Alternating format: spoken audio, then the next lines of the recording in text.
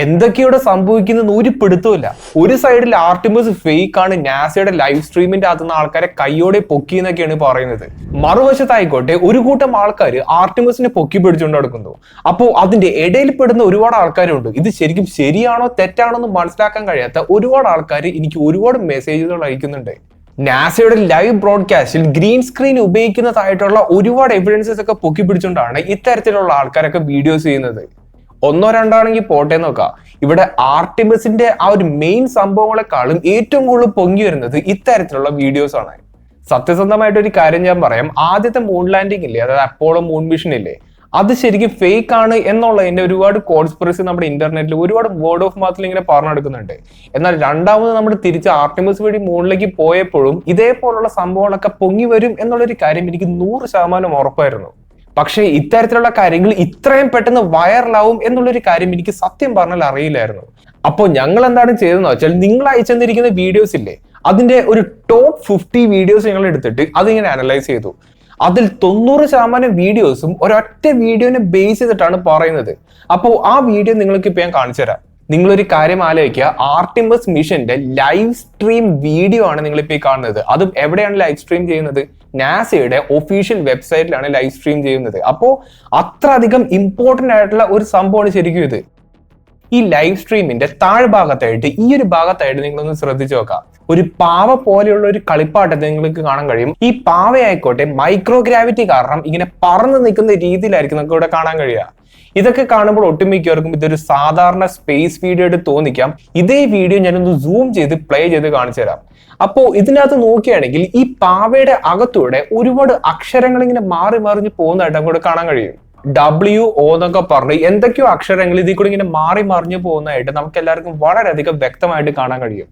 എന്നാൽ ഈ ഒരു സംഭവത്തിന് ശേഷമായിക്കോട്ടെ ഇദ്ദേഹം ഈ ഒരു സംഭവത്തെ പിടിച്ച് മാറ്റുന്നതായിട്ട് ഇപ്പൊ സ്ക്രീനിന്റെ അടുത്ത് മാറ്റുന്നതായിട്ട് നമുക്ക് ഇവിടെ കാണാൻ കഴിയും.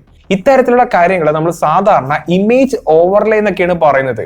ഒട്ടുമിക്ക സന്ദർഭങ്ങളിലും ഇതേപോലുള്ള കാര്യങ്ങളൊക്കെ ചെയ്തു വരുന്നത് ഗ്രീൻ സ്ക്രീൻ എന്ന് പറയുന്ന ഒരു പ്രാക്ടീസ് ഉപയോഗിച്ചിട്ടാണ്. സിമ്പിൾ ആയിട്ട് പറയുകയാണെങ്കിൽ എന്റെ പുറയിലുള്ള ബാക്ക്ഗ്രൗണ്ട് ഇല്ലേ, അതിനെ റീപ്ലേസ് ചെയ്തിട്ട് വേറെ ഏതെങ്കിലും ഒരു ചിത്രം അല്ലെങ്കിൽ ഒരു വീഡിയോ ഒക്കെ പ്ലേ ചെയ്യണമെങ്കിൽ ഇതേപോലുള്ള ഒരു ഗ്രീൻ സ്ക്രീൻ ബാക്ക്ഗ്രൗണ്ടിൽ ഞാൻ ഇങ്ങനെ വന്ന് നിന്നാൽ മതി. ഇങ്ങനെ ചെയ്യുകയാണെങ്കിൽ മാസ്കിംഗ് എന്ന് പറയുന്ന ഒരു ടെക്നിക്ക് ഉപയോഗിച്ച് എന്റെ ബാക്ക്ഗ്രൗണ്ട് എനിക്ക് എന്നിൽ നിന്ന് സെപ്പറേറ്റ് ചെയ്യാൻ പറ്റും. എന്നിട്ട് ഈ ബാക്ക്ഗ്രൗണ്ടിൽ എനിക്ക് എന്ത് വേണേലും കൊണ്ടിടാൻ പറ്റും. ഒന്നാമത് അപ്പോളോ മിഷൻ എന്ന് പറയുന്നത് ഇപ്പോഴും ഫേക്ക് ആണെന്ന് ഒരുപാട് ആൾക്കാർ പറഞ്ഞു നടക്കുന്നുണ്ട്. അതിനിടയ്ക്കാണ് ആർട്ടിമിസിനും ഇതേപോലുള്ള ഒരുപാട് വാദങ്ങളൊക്കെ പുറത്തേക്ക് വരുന്നത്. അതും ഇത് ലൈവ് സ്ട്രീമിലാണ് കണ്ടുവരുന്നത്. അതാണ് ഇവിടുത്തെ ഏറ്റവും വലിയ പ്രധാനപ്പെട്ട പോയിന്റ് എന്ന് പറയുന്നത്. എന്നാൽ ഈ കോൺസ്പിറസിക്ക് ഒന്നും കൂടി ബലം കൂട്ടാനായിക്കോട്ടെ, നിങ്ങളിപ്പോ ഈ സ്ക്രീനിൽ കാണുന്നത് പോലെ തന്നെ ഈ അക്ഷരങ്ങൾ തെളിഞ്ഞു എന്ന് ഇദ്ദേഹത്തിന് മനസ്സിലായതുപോലെയാണ് ഇദ്ദേഹം ഇവിടെ റിയാക്ട് ചെയ്യുന്നത്. അതായത് ഇദ്ദേഹം ഈ ഒരു കളിപ്പാട്ടം ആ ഫ്രെയിമിൽ നിന്ന് എടുത്ത് മാറ്റുന്നതായിട്ട് നമുക്ക് ഇവിടെ കാണാൻ കഴിയും. ഇതൊക്കെ കാണുമ്പോഴും കേൾക്കുമ്പോഴും ഏതൊരു മനുഷ്യന് സംശയം തോന്നും. അതിന് പ്രത്യേകിച്ച് നമുക്ക് ആരെയും കുറ്റം പറയാൻ പറ്റൂല. പക്ഷെ ഇവിടെ ആരും പറയാത്തൊരു കാര്യം എന്താ വെച്ചാൽ, നിങ്ങളിപ്പോ ഈ സ്ക്രീനിൽ കാണുന്ന ഈ ഒരു വീഡിയോ ഇല്ലേ, അത് ശരിക്കും നാസയുടെ ഡയറക്റ്റ് ലൈവ് സ്ട്രീം അല്ല.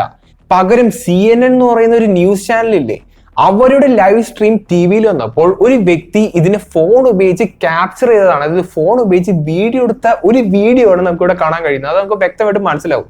ഈ ഒരു വീഡിയോ നാസയുടെ ലൈവ് സ്ട്രീം ആണ് എന്ന് പറഞ്ഞുകൊണ്ടാണ് ഒട്ടുമിക്ക ആൾക്കാരും ഈ വീഡിയോസ് ചെയ്യുന്നത്. ഒരുപാട് ആൾക്കാർ എനിക്ക് അയച്ചു തന്നിരിക്കുന്ന വീഡിയോസ് എന്നൊക്കെ പറയുന്നത് ഇത്തരത്തിലുള്ള വീഡിയോസ് ആണ്. പക്ഷേ ഇത് ഡയറക്റ്റ് നാസയുടെ ലൈവ് സ്ട്രീം അല്ല, പകരം CNN ന്യൂസിന്റെ ലൈവ് സ്ട്രീം ആണ് എന്നുള്ളൊരു കാര്യം ഒരാൾ പോലും പറയില്ല. അത് പറയുകയാണെങ്കിൽ ഈ കോൺസ്പിറസി തിയറി അവിടെ വെച്ച് തീരാവുന്ന കേസേ ഉള്ളൂ. അതിന്റെ പ്രധാന കാരണം എന്താണെന്ന് ഞാൻ പറഞ്ഞു തരട്ടെ. നിങ്ങൾ ഏതെങ്കിലും ഒരു ന്യൂസ് ബ്രോഡ്കാസ്റ്റ് എടുത്തു നോക്കാം. അപ്പോൾ അതിന്റെ താഴ്ഭാഗത്തായിട്ട് ബ്രേക്കിംഗ് ന്യൂസ് എന്നും ഒരുപാട് കോളത്തിൽ ഇങ്ങനെ ന്യൂസും ഡേറ്റും ടൈമൊക്കെ ഇങ്ങനെ എഴുതി വെക്കുന്ന ഒരു സെക്ഷൻ നിങ്ങൾക്ക് കാണാൻ പറ്റില്ലേ? ഇത്തരത്തിലുള്ള സംഭവങ്ങളൊക്കെ CGI എന്ന് പറയുന്ന ഒരു ടെക്നിക്ക് ഉപയോഗിച്ചിട്ടാണ് ലൈവ് ന്യൂസിലൊക്കെ ഇങ്ങനെ ആൾക്കാർ വന്ന് ചെയ്യുന്നത്. ഈ CGIക്ക് ഒരു കുഴപ്പമുണ്ട്.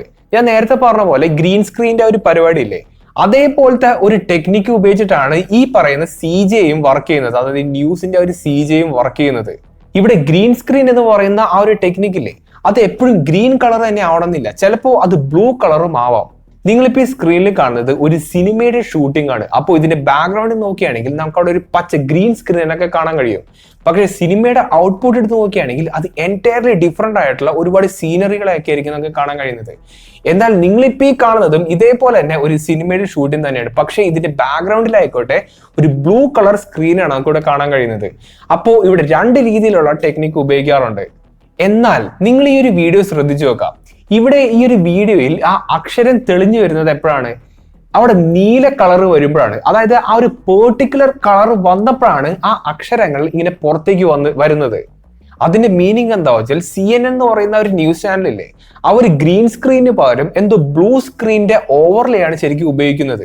അതായത് ഈ ഒരു ബ്ലൂവിന്റെ ഷെയ്ഡ് എപ്പോഴൊക്കെ സ്ക്രീനിൽ കാണുന്നോ അപ്പോഴൊക്കെ ഈ ബ്രേക്കിംഗ് ന്യൂസിന്റെ ആ ഒരു താഴത്തെത്ത ആ ഒരു കോളം സ്ക്രീനിൽ കാണിക്കണം. പക്ഷേ കോയിൻസിഡൻസ് പോലെ അതേ കളർ തന്നെയാണ് ഈ പാവയുടെ ഈ ഒരു ഭാഗത്തുള്ളത്. അതായത് അതേ നീല കളർ തന്നെയാണ് ഉള്ളത്.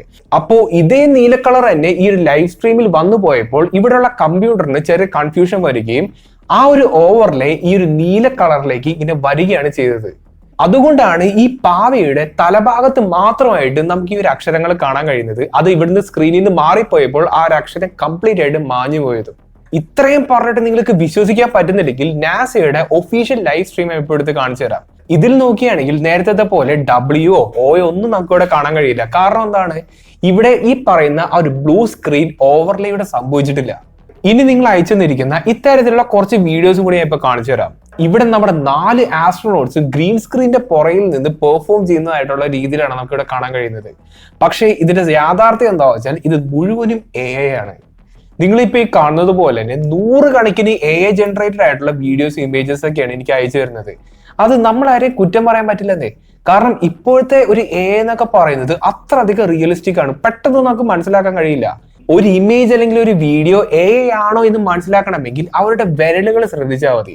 ഇത്തരത്തിലുള്ള ഇമേജ് ജനറേഷൻ മോഡൽസ് ഏറ്റവും കൂടുതൽ പ്രശ്നം വരുത്തുന്നത് കൈയുടെ ഫിസിക്സിലാണ്. അതോടൊപ്പം വളരെയധികം ക്ലാരിറ്റി ഉള്ള ഇമേജസും കൂടി കാണുകയാണെങ്കിൽ ഇത് ഉറപ്പായിട്ടും AI ആണെന്നുള്ളൊരു കാര്യം നമുക്ക് മനസ്സിലാക്കാൻ പറ്റും. എന്നാൽ അവിടെ ഒരു കുഴപ്പമുണ്ട്. സാധാരണ ഒരു AI വീഡിയോ നിങ്ങൾ എടുക്കുക, എന്നിട്ട് അതിന്റെ ക്ലാരിറ്റി നല്ല രീതിയിൽ കുറയ്ക്കുക, ഒരു രീതിയിൽ ഒരു പിക്സലേറ്റഡ് ആക്കാൻ വേണ്ടി ശ്രമിക്കുക. എന്നിട്ട് ആ ഒരു വീഡിയോ AI ആണോ അല്ലയോ എന്ന് ചോദിച്ചു കഴിഞ്ഞാൽ ഒട്ടുമിക്ക ആൾക്കാർക്ക് പെട്ടെന്ന് തെറ്റുപറ്റും. അത്തരത്തിലുള്ള വീഡിയോസ് ആണ് ആർട്ടിമസ് 2 എന്ന് പറയുന്ന ഒരു സംഭവത്തെ ചുറ്റിപ്പറ്റി ഒരുപാട് ഇറങ്ങുന്നത്. ഒരൊറ്റ കാര്യം മാത്രം നമ്മളിങ്ങനെ ആലോചിച്ചാൽ മതി. ഇത്ര അധികം കോടി രൂപ മുടക്കിയിട്ട് ഒരു റോക്കറ്റ് ഡിസൈൻ ചെയ്യുന്നു, അതിൻ്റെ അകത്ത് ക്രൂഡ് മിഷൻസിനെ കയറ്റുന്നു. അതിനു മുമ്പ് ആർട്ടിമസ് 1 എന്ന് പറയുന്ന അൺമാൻഡ് മിഷൻ 2022 സ്പേസിലേക്ക് അയക്കുന്നു. അപ്പോൾ ഇതെല്ലാം നമ്മൾ കണ്ണുകൊണ്ട് കാണുന്ന കാര്യങ്ങളാണ്. ഇതിപ്പോ ഫേക്ക് ആണെന്ന് പറയുന്ന ആൾക്കാരുടെ അടുത്ത് എനിക്കൊരൊറ്റ കാര്യമേ പറയാനുള്ളൂ. ഇത്ര അധികം ബുദ്ധിമുട്ടി വർഷങ്ങളോളം നീണ്ടു നിന്ന ഒരു റിസർച്ചിന്റെ ഫലമാണ് ശരിക്കും ആർട്ടിമസ് എന്ന് പറയുന്ന ഒരു മിഷൻ. അതോടൊപ്പം തന്നെ ഈ റോക്കറ്റ് ഡിസൈൻ ചെയ്യുന്നതിന്റെ ബാക്കി എല്ലാത്തിന്റെയും ഒരുപാടധികം ഡാറ്റ നമ്മുടെ കൈവശമുണ്ട്. ഇത്ര അധികം ഡാറ്റ ഉണ്ടാക്കിയിട്ട് അത് ഫേക്ക് ചെയ്യുന്നതിൽ എളുപ്പം മൂണിലേക്ക് പോയിട്ട് തിരിച്ചു വരുന്നതാണ്. നിങ്ങളുടെ അഭിപ്രായങ്ങളെല്ലാം മാക്സിമം ഒന്ന് കമന്റ് ചെയ്യാൻ ശ്രമിക്കുക. പറ്റുമെങ്കിൽ ഈ വീഡിയോ ഒന്ന് ഹൈപ്പും കൂടി ചെയ്യാൻ ശ്രമിക്കുക. അങ്ങനെ ചെയ്യുകയാണെങ്കിൽ ഒരുപാടധികം ആൾക്കാരിലേക്ക് ഈ വീഡിയോ എത്തിപ്പെടും. എന്ത് തന്നെയായാലും നല്ലൊരു ടോപ്പിക്കായിട്ട് ഇനി അടുത്ത വീഡിയോ കാണാം.